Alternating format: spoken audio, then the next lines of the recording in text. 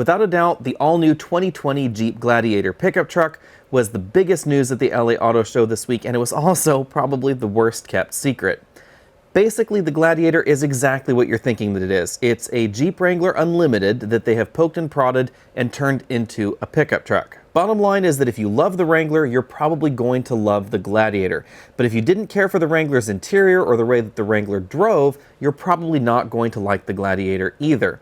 What's most interesting about the Gladiator is that Jeep took an off-road capable vehicle. The Wrangler was designed for dedicated off-road duty, and then they turned it into a pickup truck.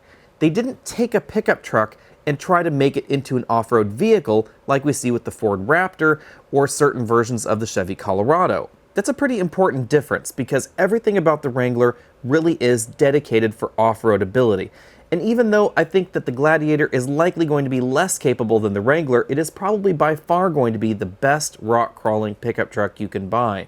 Under the hood, we find the 3.6-liter V6 engine out of the Wrangler. It produces 285 horsepower and 260 pound-feet of torque. It's mated to either an 8-speed automatic transmission or a 6-speed manual transmission, which is another interesting twist in an American pickup truck here. We're told that we will get a 3-liter eco-diesel engine at some point, probably in 2020, and we now know what that engine is going to be rated for: 260 horsepower and 442 pound-feet of torque. That's a little bit of a bump over the last eco-diesel that Jeep used. There are two different four-wheel drive systems available in the Wrangler. One will have a 2.72-to-1 crawl ratio, and the other one will have a 4-to-1 crawl ratio. We also have true locking front and rear differentials, which is really something you don't find in pickup trucks normally. Obviously, skid plates are on offer, front and rear tow hooks, heavy-duty bumpers, the ability from the factory to have a winch-ready bumper with removable end caps. That's pretty unique too. You're not going to find that on a Ford F-150. 33-inch tires are available depending on the trim that you get, and depending on the trim you get, you'll be able to ford up to 30 inches of water.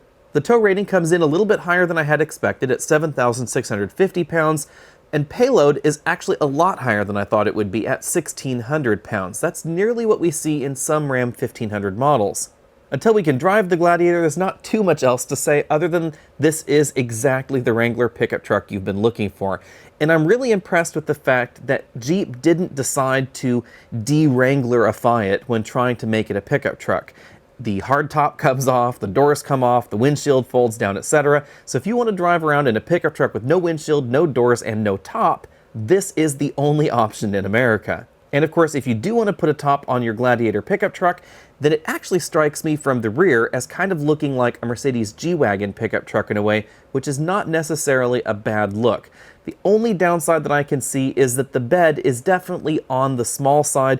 That is one of the side effects of the Gladiator's overall size, and of course the way that this became a pickup truck. So if you need a bigger bed, Ram would love to sell you a Ram 1500, but if you just need to stuff a few dirt bikes in the back, this will serve you just fine. Although personally, I would rather drive the Gladiator, honestly, than the average dirt bike.